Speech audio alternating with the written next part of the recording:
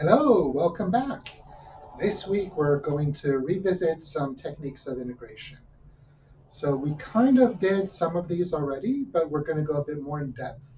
And I'm going to show you a couple new techniques.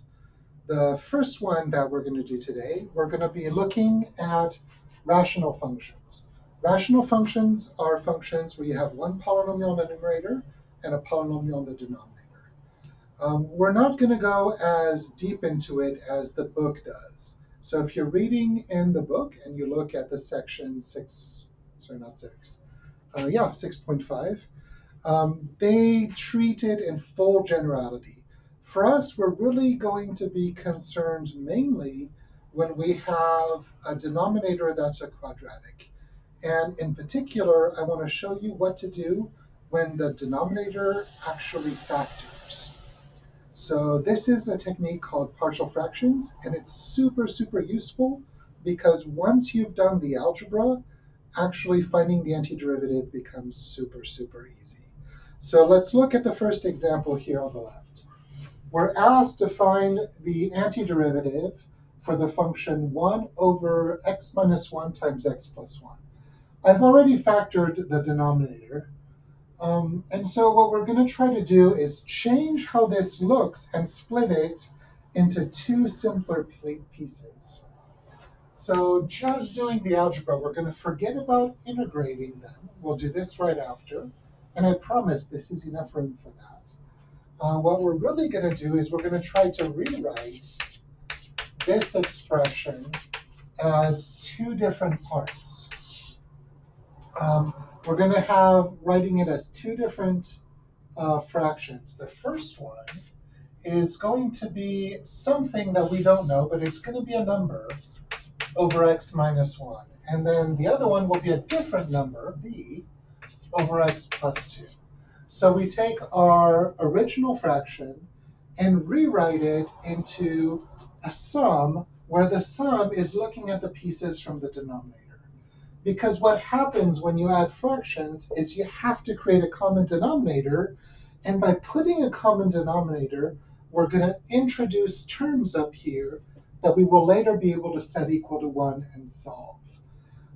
These will be solvable as long as we split these according to the model.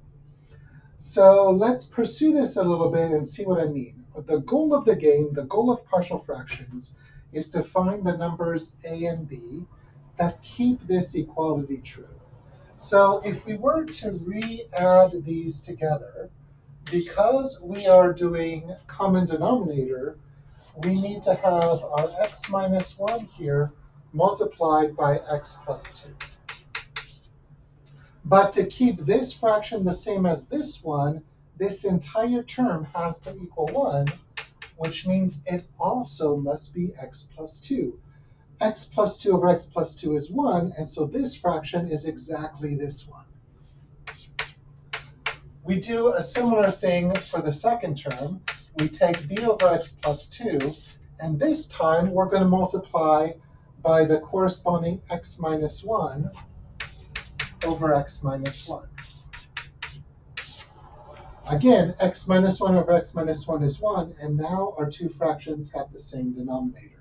So in general, when you're adding rational functions, you always have to do this. Now, let's actually combine these into one big fraction to see what we're staring at. On the denominator, we have x minus 1 times x plus 2. On the numerator, I can multiply out my a times x plus 2 to give me ax plus 2a. And I can multiply out my b by x minus 1 to get bx minus b. And now you will notice that I have two terms here that have x's, and I have two terms here that don't. Now the whole thing has to be exactly the same as this.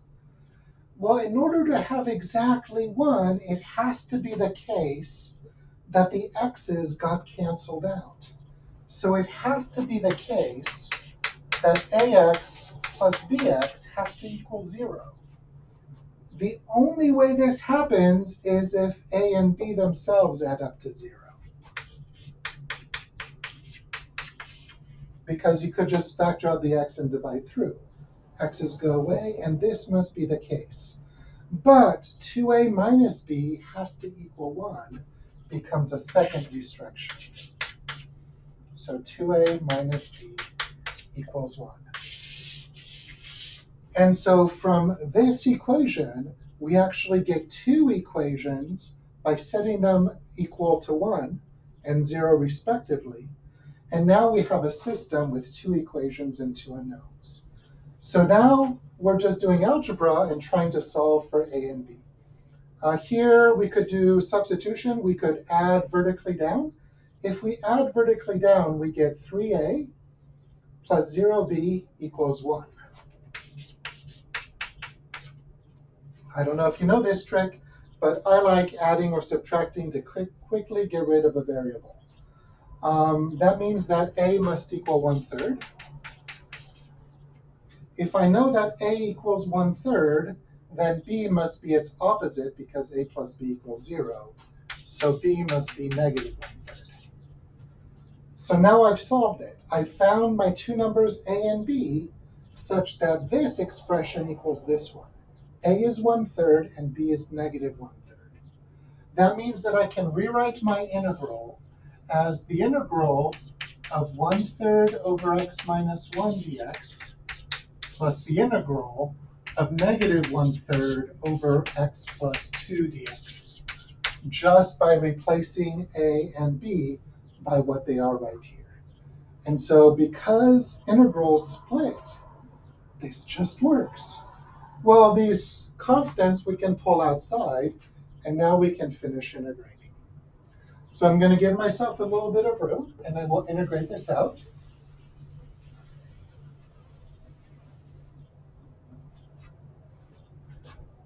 I will pull the 1/3 in front, integral of 1 over x minus 1 dx. And here I will pull the negative 1/3 out, minus 1/3 the integral of 1 over x plus 2 dx. Now, both of these we've done before. We've done in the previous section under u substitution. But these are basically x to the power negative 1. So antiderivatives here are going to be 1/3 natural log of x minus 1 in absolute value minus 1/3 natural log of x plus 2 in absolute value plus c. And we are done. So once we've set it up where we have 1 over a linear term, 1 over a linear term, our antiderivatives are always going to be the natural log of whatever the denominator was in absolute value. So this gives us a very powerful tool to simplify something that we couldn't integrate easily. We had to do some crazy tricks. We had to try to write the denominator as a perfect square. That was awful. And now we can just write it here in a very simple, elegant solution. OK, let's see if this further generalizes. Let's move on to the harder problem here, where we have a quadratic over a quadratic. And this is going to be as hard as you're going to get in terms of problems to solve. Now, in order to do this, the first thing you have to do is going to be weird. But we want to get rid of x squared. We want to be able to write this not as a quadratic on the numerator, but we want a linear term. The easiest way to do that is polynomial long division. We're literally going to take the numerator and divide it out by the denominator. So when we're doing long division for polynomials, under the radicand, under the dividend, we're going to put x squared minus 2x plus 1, because that's what's being divided out. And the thing that's doing the dividing is the denominator, x squared plus 3x minus 18. So we ask, how many times does x squared go to x squared? And it only goes in once. So 1 is all we can do here. This feels totally silly, I know, but it works. Trust me on this. So OK, we do 1. So we do 1 times this and write it below, x squared plus 3x minus 18. And now we subtract. We do this whole line minus this whole line. So x squared minus x squared becomes 0. Negative 2x minus 3x becomes negative 5x. And 1 minus 18, minus negative 18 becomes 19.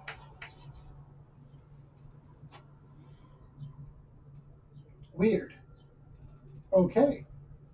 So from this, we can rewrite what our fraction looks like, because x squared minus 2x plus 1 divided by x squared plus 3x minus 18 now becomes 1 with a remainder of negative 5x plus 19 over, well, what we're dividing right here, which is x squared plus 3x minus 18.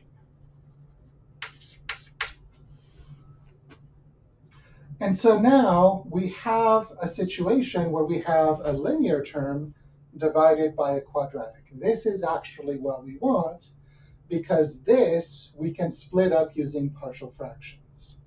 So we're going to take just this piece and try to rewrite it. Don't forget you have your 1 right here, your plus 1. The plus 1 will appear here. I'll write it just so we don't forget it. So this will be the integral of 1 plus negative 5x plus 19 divided by, and then notice that this actually factors. This is x squared plus 3x minus 18. This is going to be an x plus 6, x minus 3.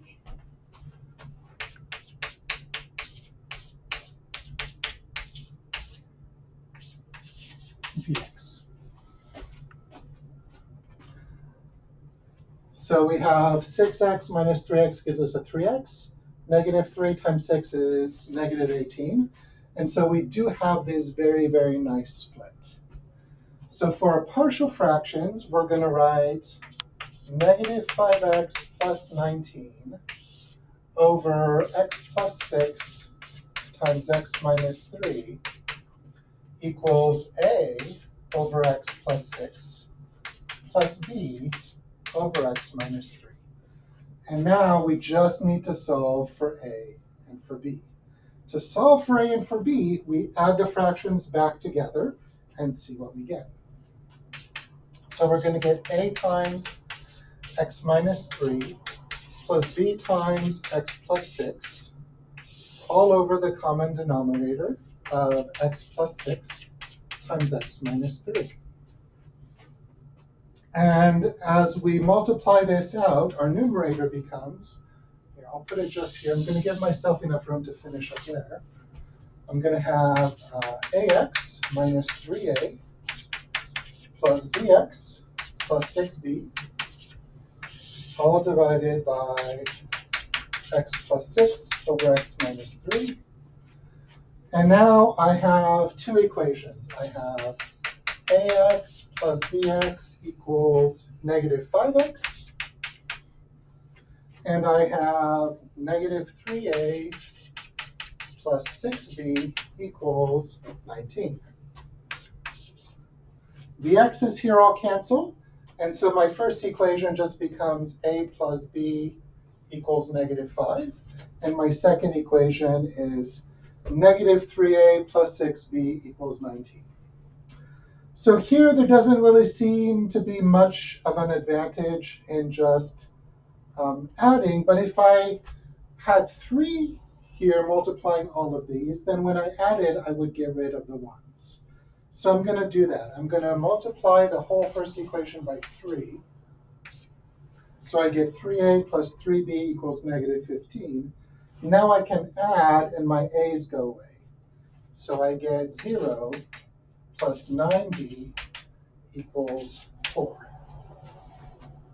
That tells me that b is 4 over 9, which is great. And now I can go back to my original equation. A plus b equals negative 5. So I have a plus 4/9 equals negative 5. That means that a is negative 5 minus 4/9. So putting everything over 9, this is going to be 45 minus